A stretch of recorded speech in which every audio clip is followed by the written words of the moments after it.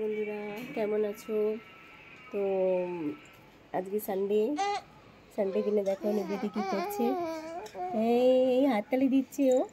একটু টাটা করে দাও, টাটা পাপা। এই যে টুকুস। হ্যালো বন্ধুরা, দেখতে পাচ্ছ নিবৃতির এখন স্নান হয়ে গেছে। মামা এদিকে তাকা। এই যে এই যে এই যে এই যে ও কি দেখছে যে বাইরে গাড়ি যাচ্ছে, লোকজন, এই যে সব দেখে ও এখন। এইমাত্র স্নান করে আসলো, খাওয়া দাওয়া হয়ে গেছে।